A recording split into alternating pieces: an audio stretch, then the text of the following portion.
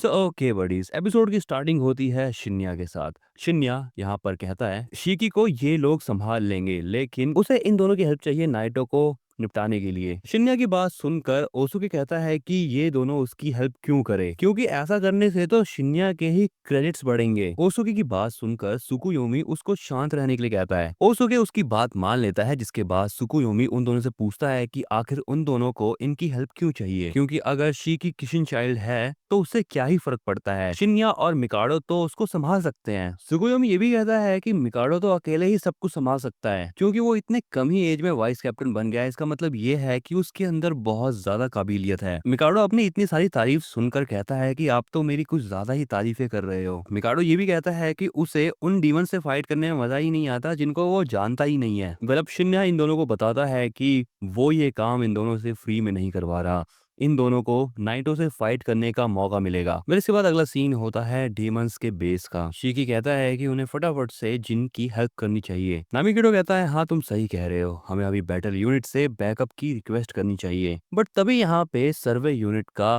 Captain आता है, जिसका नाम है मासूमी। मासूमी आता ही बोलता है कि उसने जाने से पहले एक नोट छोड़ा था, यानी इसका मतलब ये है कि जो भी उसके साथ होगा उसका जिम्मेदार वो खुद ही है। इस बात को सुनने के बाद शीकी थोड़ा सा गुस्सा होता है और वो ये पूछता है उससे कि बैटल यूनिट आखिर उनकी हेल्प क्यों नहीं करेगी। मासूमी कहता है कि वो लड़का अपनी मर्जी से यहाँ से गया है, यानी ये उसकी प्रॉब्लम है ना कि हमारी। मासूमी की बात सुनकर शीकी को गुस्सा आता है और वो कहता है कि वो ऐसे ही नहीं छोड़ सकते जिनको। उसकी बात सुनकर मासूमी उससे कहता है तुम जिन लोगों के पास रहते हो तुम उसको बहुत प्रॉब्लम देते होगे। इसके बाद वो नाइटो से पूछता है कि अब वो इन लोगों की बेबी सेटिंग कर रहा है, लेकिन अब नाइटो मासूमी से कहता है कि बैटल यूनिट उनकी हेल्प क्यों नहीं करेगी। मासूमी नाइटो को बताता है कि सर्वे टीम वालों ने एक इन्वेस्टिगेशन की है, जिसके अंदर उन्हें 3 चीजों के बारे में पता चला। पहला ये कि एक स्टूडेंट को पकड़ लिया गया है, दूसरा ये है कि सिविलियंस यानी आम जनता इन्वॉल्व है इस चीज में, और जिनको पकड़ना यहाँ के मोमोतारों का काम नहीं है, और ये तीसरी और लास्ट बात थी। इसके बाद वो ये भी बताता है कि जिनको पकड़ने वाले जो हैं वो गुंडे लोग हैं। जिनको पकड़ने का तरीका बहुत ज्यादा नौसिखिया टाइप का था, लेकिन जहां पर अभी उसको रखा गया है उस चीज में किसी मोमोतारो ने ही उनकी हेल्प करी है। लेकिन यहाँ के ब्रांच के जो मोमोतारो हैं वो आम लोगों को अपने कामों में इन्वॉल्व नहीं करते हैं। इसका मतलब यह है कि जिनको पकड़ने का काम किसी और मोमोतारो ने करा है। नामिगुडो यहाँ पर ये बताता है कि जिस ब्रांच की बैटल यूनिट को ये लोग मंगाएंगे तो वो जगह सुरक्षित नहीं रह जाएगी। यूसुरुबे अब यहाँ पर सजेशन देते हुए कहता है कि अगर ये सारी बातें हैं तो किसी और जगह की बैटल यूनिट को उन्हें यहाँ पर बुला लेना चाहिए मदद के लिए। उसकी बात सुनकर मासूमी कहता है कि अगर हमने किसी और जगह के बैटल यूनिट को यहाँ पर बुलाया तो उस जगह को प्रोटेक्ट कौन करेगा, तुम्हारा नाना। मासूमी अब ये कहता है कि मोमोतारो एजेंसी में बहुत सारे लोग हैं, लेकिन ओनी एजेंसी यानी डीमन एजेंसी में ऐसा नहीं है। लेकिन उन्हें चिंता करने की कोई जरूरत नहीं है, क्योंकि अभी उनके साथ नाइटो है, क्योंकि नाइटो टोक्यो यूनिट का एक एलीट मेंबर है। उसने एक बार अकेले ही 100 से भी ज्यादा मोमोतारो को खत्म कर दिया था। लेकिन अब देखो नाइटो को, वो एक स्कूल टीचर बना हुआ है। नाइटो अब मासूमी से पूछता है तो तुमने फाइनली उन लोगों को पता लगा लिया है जिन लोगों ने जिन को पकड़ा है। मासूमी कहता है हाँ वो ये बात भी जानता है कि जिन को अभी पकड़ कर कहाँ पे रखा गया है। चीकी और इकारी कहते हैं कि वो भी उन लोगों के साथ जाएंगे उनकी हेल्प करने। मासूमी उन दोनों से कहता है क्या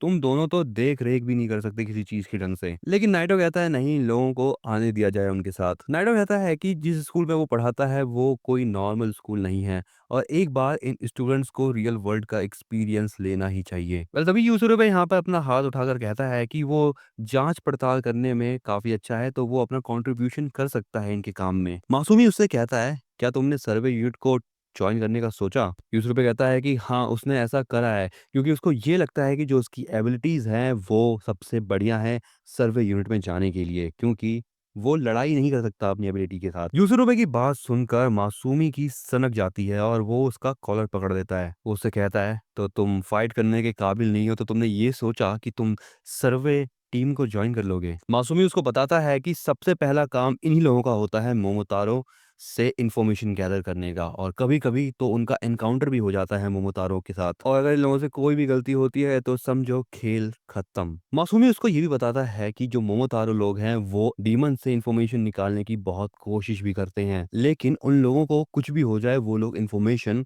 नहीं देते हैं किसी भी हालत में। अब बताओ तुम्हारा क्या कहना है इन सब बातों के ऊपर। फिर मासूमी इसके बाद ये भी बताता है कि चाहे वो बैटल यूनिट हो या फिर मेडिकल यूनिट, सबको कुछ ना कुछ काम करना पड़ता है, और कोई भी यूनिट सेफ नहीं है।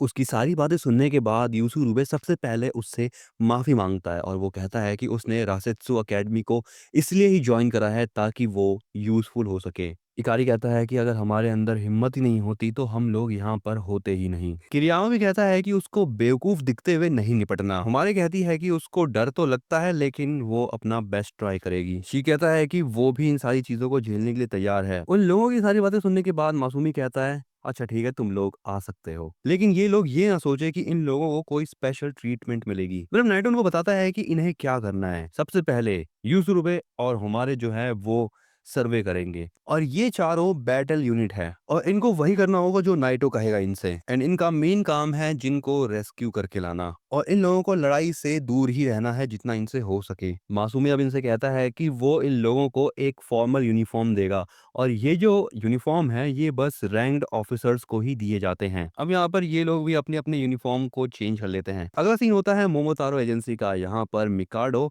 शिन्या से पूछता है कि ये नाइटो आखिर है कौन। शिन्या मिकाडो को बताता है कि एक बार अकेले ही नाइटो ने 100 मोमोतारो को हरा दिया था और वो डीमन एजेंसी के बैटल यूनिट का सबसे खतरनाक मेंबर है। लेकिन फिलहाल वो मारने पीटने का काम नहीं करता। अब शिन्या सुकुयोमी की तरफ देखते हुए कहता है कि क्योटो में नाइटो और शिकी एक साथ थे और उनसे फाइट करना बड़ा ही मुश्किल है और यही रीजन है कि शिन्या ये बात चाहता है कि सुकुयोमी और ओसुके वो दोनों मिलकर नाइटो को संभाले और अगर रही बात शिकी की तो उसको शिन्या और मिकाडो संभाल लेंगे। सुकुयोमी अब यहाँ पे शिन्या की बात से सहमत हो जाता है और वो कहता है कि इसमें कोई शक नहीं है कि इंटेल गैदर करने की वजह से ही शिन्या एक कैप्टन बना है और शिन्या की बात पे शक करना टोटल वेस्ट है। सुकुयोमी अब यहाँ पे फाइनली फाइट करने के लिए तैयार हो जाता है एंड ये लोग शिन्या के प्लान के मुताबिक ही चलेंगे। मतलब सुकुयोमी शिन्या से कहता है चलो मैं काम करता हूँ तुम्हारा फ्यूचर चेक करता हूँ। लेकिन शिन्या यहाँ पे अपना डेट ऑफ बर्थ और ब्लड टाइप नहीं बताता। वो ये कहता है कि ये दोनों इन्फॉर्मेशन उसके लिए बहुत ज्यादा क्रिटिकल है। लेकिन मिकाडो ये सब नहीं सोचता और वो फटाफट से कहता है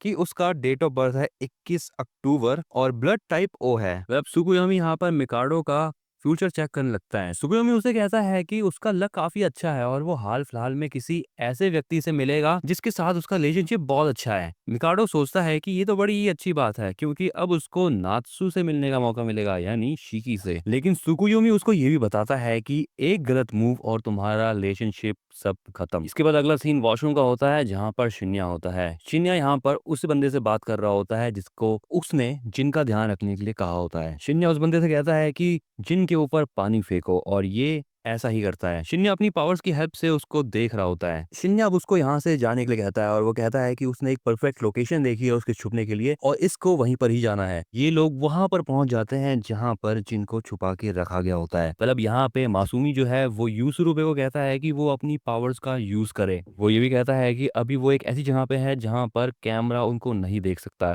तो इसीलिए वो यहाँ पर अपने ब्लड का यूज कर सकता है। मतलब यूसुरुबे भी ठीक ऐसा ही करता है और वो अपने ब्लड का यूज करके उस पूरे एरिया को स्कैन करने लगता है। लेकिन अपने ब्लड का यूज करने के बाद भी उसको समझ नहीं आ रहा होता है कि आखिर उसको करना क्या है। मासूमी अब यूसुरुबे से कहता है कि उसकी एबिलिटी में बहुत सारे डिसएडवांटेजेस हैं।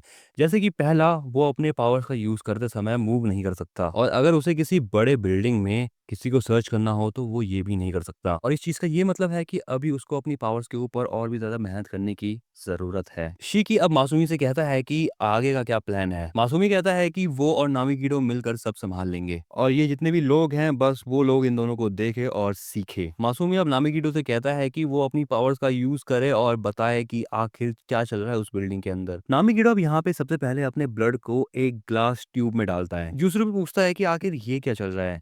नामिकीडो उसको बताता है कि जब भी वो इस बॉटल में अपने ब्लड को मिक्स करता है और उसके बाद इस चीज को शेक करता है जिसके बाद उस बॉटल से आवाज आने लगती है और इस चीज से उसको पता चल जाता है कि उसके आसपास कितने लोग हैं और उस बिल्डिंग का लेआउट कैसा है। ये चीज बिल्कुल वैसी ही है जैसे चमगादड़ और डॉल्फिन्स किसी भी चीज को लोकेट करने के लिए करते हैं, लेकिन ये थोड़ा सा एडवांस वर्जन है। शी कहता है कि उसको भी ये चीज ट्राई करनी है और वो सीधा भागता है उसकी तरफ और उसकी बॉटल लेके वो भी उसको शेक करने लगता है। नाविगेटर उसको बताता है कि इस चीज का एक डिसएडवांटेज ये है कि दिमाग में बहुत सारी चीजें आती है जिससे दिमाग उस चीज को झेल नहीं पाता है। शिकी यहाँ पर ये चीज करने की कोशिश कर रहा होता है लेकिन उसकी तबीयत खराब हो जाती है। शिकी की हालत देखकर नामिकीडो उसे कहता है कि ये बस वही कर सकते हैं जिनका आईक्यू लेवल हाई हो। ये सुनकर इकारी शिकी की बेइज्जती करने लगता है और कहता है, अरे तुम्हारा आईक्यू तो कितना लो है। यूसुरोबे भी कोशिश करता है कि वो नामिकीडो की पावर्स का यूज़ कर ले, लेकिन वो भी ऐसा नहीं कर पाता और ये चीज़ देखते हुए इकारी उसकी भी बेइज़्ज़ती करने लगता है और कहता है कि तुम्हारा भी आईक्यू लो है। मतलब यहाँ पर मासूमी नामिकीडो से पूछता है कि अब सीन क्या है? नामिकीडो मासूमी को बता देता है कि अंदर एक डीमन है। मतलब जो मासूमी है वो अब यहाँ पर इस बात को सुनने के बाद अपना ब्लड लीक करता है और वो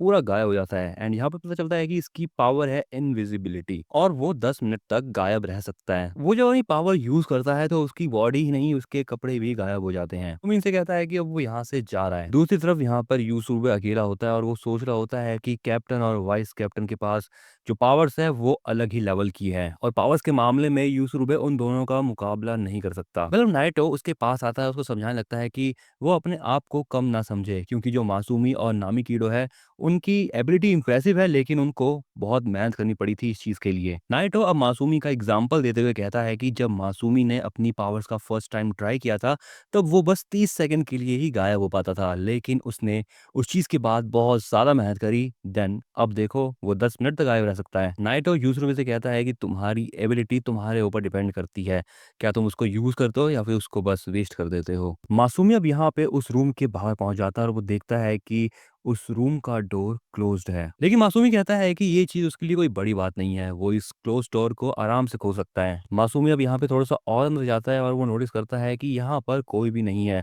और कोई ट्रैप भी नहीं है इधर और अंदर जाते हुए वो एक लॉकर रूम के सामने पहुँच जाता है। वो ये चीज़ जान लेता है कि वो ये डोर नहीं खोल सकता। अंदर यहाँ पे जिन बैठा होता है और वो देखता है कि उस डोर पर कोई नॉक कर रहा है। यहाँ पर अब मासूमी आवाज़ लगाता है और वो कहता है कि क्या अंदर नाइटो का स्टूडेंट बैठा हुआ है। जिन उससे पूछता है कि आखिर वो कौन है? मासूमी कहता है कि वो ये बात बाद में बताएगा, लेकिन वो पहले ये पूछता है कि क्या अंदर कोई ट्रैप तो नहीं है? जिन कहता है कि नहीं, अंदर कोई भी ट्रैप नहीं है। अगले सीन में मासूमी इन सभी को यहाँ पर बुला लेता है।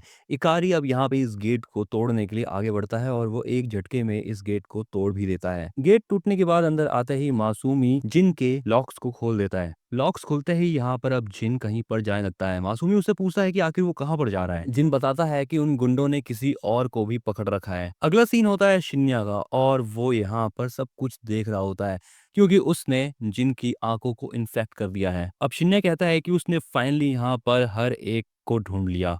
इसी के साथ बड़ीज यहाँ पर ये एपिसोड द एंड। मैं मिलता हूँ तुमको जल्द ही अगले एपिसोड में। तब तक के लिए तुम इस वीडियो को लाइक कर दो और चैनल को सब्सक्राइब कर दो अगर तुम नए हो तो।